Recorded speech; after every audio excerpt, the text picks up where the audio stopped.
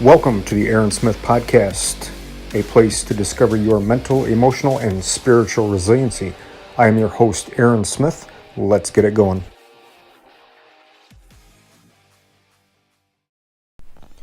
All right, everybody. Thank you and welcome to podcast episode number 3. I am Aaron Smith, and today we are going to bring you our very first guest on here. We're going to sit down and talk a little bit about counseling and some of the stigmas around counseling and some basic questions that I think all have as first responders. So my guest today is Mrs. Lauree Quada. Lauree, thank you so much for being here with us today. Thank you for having me. Okay, so Lauree is a licensed professional counselor in the state of Michigan. She has her own private counseling practice, Embracing Hope Counseling in Battle Creek, Michigan, with over 10 years of counseling experience.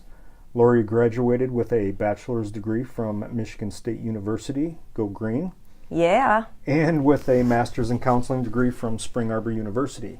She counsels individuals and couples. Her focus includes working with law enforcement and first responders, and provides crisis intervention when needed. Lauree gives credit to a police officer for helping save her life 30 years ago. She treats individuals with depression, anxiety, PTSD, acute stress, addictions, relational difficulty, mood disorders, and compassion fatigue. Lauree's training has included critical incident stress management, human trafficking by the Michigan Human Trafficking Task Force, trauma model therapy, CBT or cognitive behavioral therapy, DBT, which is Dialectical behavioral therapy. Thank you. I still can't figure that out. All right. Domestic violence, sexual abuse, and substance abuse. Her experience has involved leading groups. Past groups have included crisis management, trauma, sexual abuse, domestic violence, and substance abuse. She has helped lead groups in the Calhoun County Jail working with female inmates. And I know recently, of course, you've worked with the Calhoun County Sheriff's Department as part of their critical incident stress management team. Yes, I do. All right. So we got through that. Thank you so much for being here. Well, thank you. Yeah. So I'm going to steal our first segment from another podcast. It's called The Mad Minute. Ooh. The Team Never Quit podcast is really one of my faves. And it's with Marcus Luttrell and David Rutherford. If you guys out there listening to this, check out their podcast. They are hilarious guys, but they talk about very serious topics. So what they do is they first bring their guests in and try to lighten them up and get their brain going with the Mad Minute. So we're just going to ask you a couple questions just to get you warmed up and get to know you a little bit. So Lauree, what was your very first car? Oh, it was a Ford Escort. What color? It was red. What year? What year was it? It's got to be in the 80s. It was in the 80s. 1981? No? 81. What does it say? 81. Okay. All right. Second question. Are you a cat person or a dog person? Oh, for sure a dog. For sure a dog. All right. If you were to compete in the Olympics, what sport would you play? Would you compete in? I guess you don't play. I would compete in, well, I'm a runner, so definitely a marathon. Marathon. Perfect. I would try to sprint, only because they look so sweet sprinting. And it just amazes me how they can go that fast and put out that much effort. So, okay, here's a good one for you. If you had to sing karaoke, what song would it be? If you were forced to. Oh, if I was forced to. One of my favorite songs right now would be I Raise a Hallelujah. Okay. So I would sing karaoke for that one. Probably, okay. And that probably wouldn't be at a bar or anything if that was your favorite. No. All right. This will line up with your line of work here. Would you rather be able to teleport anywhere in the world or read people's minds? Probably read people's minds. Yeah. I would definitely teleport. I don't want to know what people are thinking.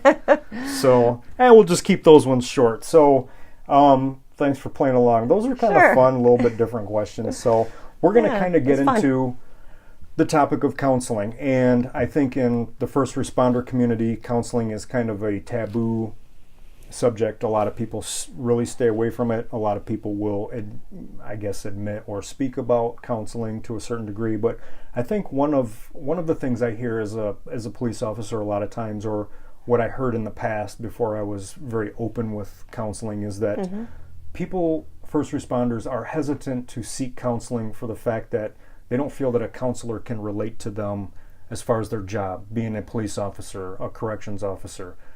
In other words, like, they don't know what I've been through. They don't see what I see. They're not going to understand what I've gone through. And I mean, I did go through a little bit of that myself. It was part of my hesitancy for first seeking counseling. But what would you say to a person that kind of had that statement or had that idea in their head that you just can't relate to me because you don't understand what I do? Yeah, as a counselor, to be effective, you don't have to be in the same profession to be able to help an individual. And what's important is it's not always necessarily the event, which is very, very important of what's happened, but it's really your takeaway. Mm-hmm. Like what you thought about, what happened, your reactions, your emotions, when you walk away from it. And so really it is, as humans, we all experience that and work through. Excuse me. So it's a lot of the same things, whether, you know, you're a police officer or a postal worker, right, or a nurse, or right, it just really applies to everybody. We're all human. We all have thoughts and feelings and, right, and we respond events to things that happen. Yeah, when we go through things, we compare stress. And one thing I was talking to Lauree about before asking these questions earlier today was that, like, you know, if you were to have a postal employee come in here that says, well, you don't understand me, you're not a postal employee. We like to compare our trauma and our stress, I think, a lot as first responders. We do go through a lot and we do see a lot. But yeah, I'm more interested in coming to counseling as Aaron Smith, the person. Right. Yes, the police officer, because sure, I believe that's what most of the trauma was my 18 years, now 20, as that. But I'm also a father and a husband and a son, and I'm looking to get the whole person fixed. So, sure. Yeah, I think that's a very good important. idea. To break that up and like, well, you don't understand me. Nobody understands us except for us, unless you can find, you know, and we do enough of that. We counsel each other, right, at the bars and at the coffee table and things like that. So, perfect. So the next thing I kind of wanted to talk about is there's another kind of stigma or taboo about seeking counseling, is that people or officers, I know specifically, are afraid of being labeled unfit for duty should they seek counseling or should they go and talk to somebody. They think they'll be thrown at a desk job or have their badge and gun taken away or things like that. But as a counselor, your job is not to give somebody a fit for duty evaluation. Is that correct? That's correct. Okay, so if I come in here as a counseling or to seek counseling, I am here as a person with the same privacy as anybody else, unless, of course, what? You have a duty to report. I do. Yeah, I'm a mandatory reporter. Okay, as first responders are as well. Yes. Teachers and things like that. So if I came in here telling you, like, hey, I've had some suicidal thoughts, or I've really don't want to live anymore, or this is just too much for me, would that be something that you would have to report back to my employer? No, I would not. Okay. When would it come to a point that you would have to break our confidentiality and basically report me? When it looks like maybe either the individual is at risk of harming themselves or others, or if there's any type of child abuse or neglect or elder abuse, those are situations where I would have to break confidentiality. Okay. But overall, that's not your purpose, isn't to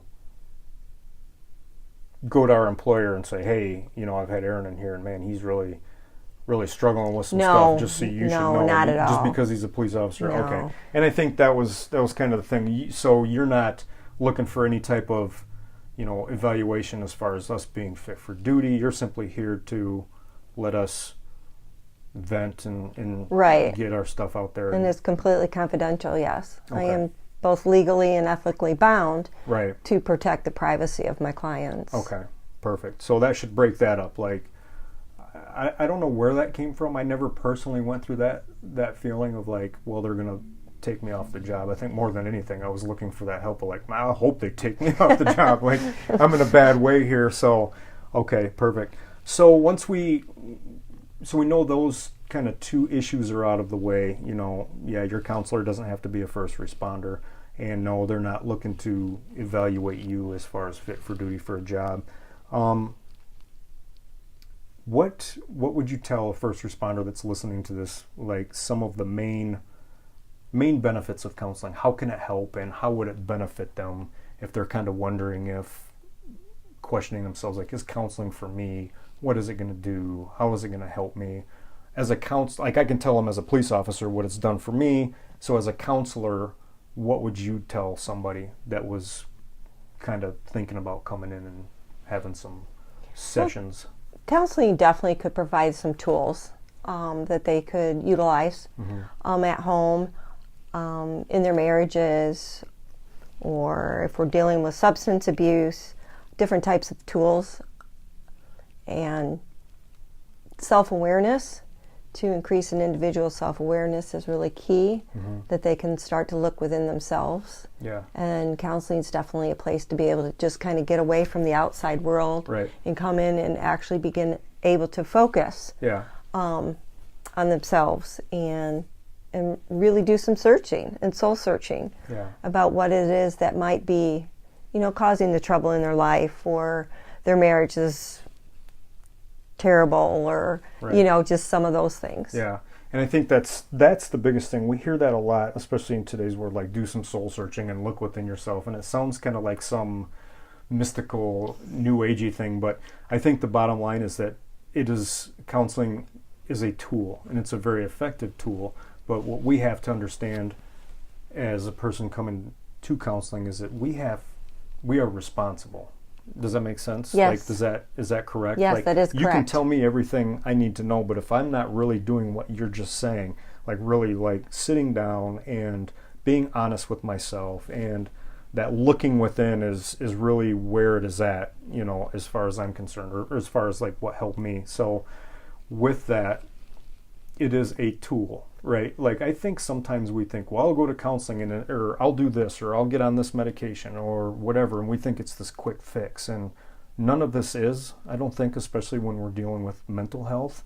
It took us a long time to get this wound up. It takes a long time to unwind it and to get straightened out. It is a process. Yeah. So I also looked at it was like having somebody, you in particular, as an outside person that could sit and talk with me and get to know me, and then, for lack of a better term, check me on what I was dealing with. Yeah, that's a good way to put it. And I know that we talked about, some people are like, hey, I've been to a counselor once or twice, and I'm really into the long-term counseling, because I remember specifically being in your office for a couple of months at least when I questioned counseling myself.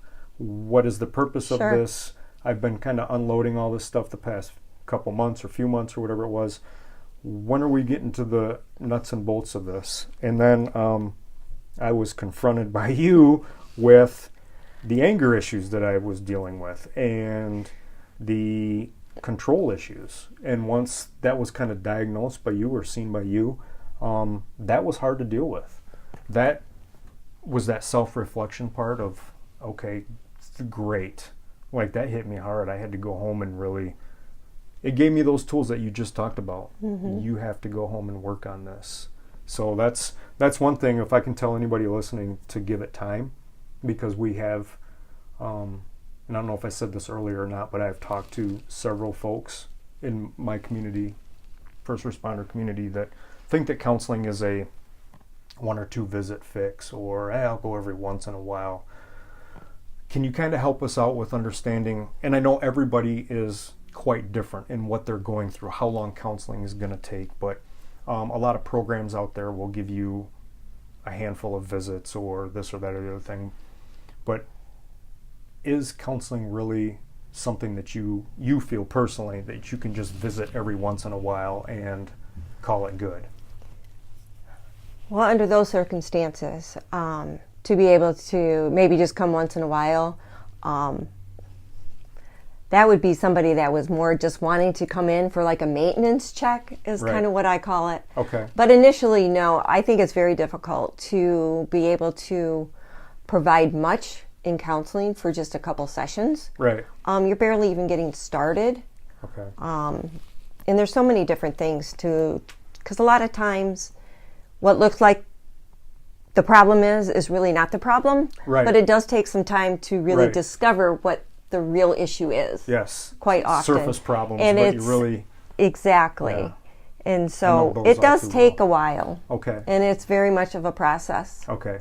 So what we're saying to folks out there listening is that, like, don't expect to go once or twice or even 3 or 4 times and think you're going to walk out, hallelujah, I'm cured, right? Like, Right, this is a right. process, Right. just like anything else when we talk about, you know, the tools for mental health and emotional health and the resiliency. Resiliency takes time, and we're in a world of, you know, the 6-minute abs and, you know, got to have everything now Yeah. and instant this and instant that. It's quick just fix. unbelievable, and that is not the way that that this works. So, cool.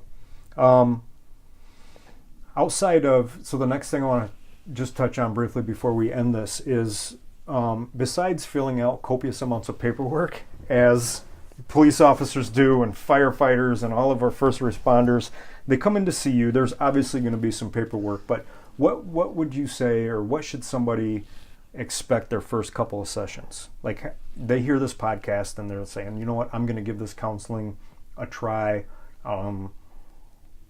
What would you say to them the first couple visits? First couple of visits really entail giving the individual an opportunity to kind of share what's going on in their lives. Mm-hmm. So it's just kind of a real casual kind of talking, where are you? You know, what's going on? Kind of building a trust relationship Okay. up front, and doing some validation, different types of things. I do a lot of listening, because a lot of times there's, with so much that they haven't talked about, they just kind of need to get it out. Right. Okay. You know, initially. So Yeah. And I know that was, I'm sorry, I know that was probably a hard question. You're dealing with people with maybe like so many things going on that they're just kind of like, well, 1 or 2 sessions, we're just getting started, probably would be the case in a lot of people. So, Yes. I mean, you have to have that Yes. starting point, but initially, hey, come in, it's just like going to, you know, your first lunch with somebody. You just kind of a casual getting to know them, maybe. And I'm sure that some people maybe open up those first couple sessions versus other people that, yes, you know, because I know with me specifically, there was, for a few months, it was just kind of like, I'm going to tell you some about my job, but to really get down into, you know, specifics of, I still think about this, I still really have problems with this, and that's on that real personal level that's where I'm saying give this some time, because there's a lot of stuff there that needs to be worked on. And I think we do work mainly on our surface problems. right. A bad day Yes. here and there, a call here and there, but what's really bothering you, and that's that looking inside. And, That's the part that takes a lot of time. and it's hard. It's hard work. And I don't want to tell folks out here, I mean, I do. I want to tell you emphatically that getting fixed mentally, I think, and emotionally, especially depending on where you're at, it's hard work. You're going to get out of it what you put into it. Exactly. And think of all the years that we were kind of messed up or experienced trauma. You have to undo all that. And that's tough stuff. So, okay. Well, I really think that's about it. We just wanted to kind of chit-chat a little bit and talk about some of these, I think, stigmas, for lack of a better term. I use that too much, but that's kind of what we deal with in this world. It is. Is It a really stigma is. is just kind of a unfounded response, or it's something that's just not true. It's false, I guess, is what I'm trying to say. But stigma is the best way I can put it, because there's just a lot of things out there that aren't true about counseling that we wanted to touch base on. So I think we will leave it at that. And thank you so much for joining us. Well, thank Being you for here. having me. Yeah, I think as we get into this, we'll probably touch base maybe on some deeper stuff later down the road. But if anybody wants to get on this journey of counseling and think that that's something that you would like to try out or like to give Lauree a call, Lauree's probably best able to be contacted on Facebook. That's a great way. Okay, Embracing Hope LLC on Facebook. All Lauree's information is on there. If you want to reach out to her with a phone call or get something set up, I really highly recommend it. And with that, thanks again, and we will talk to you soon, hopefully. Thank you, Aaron.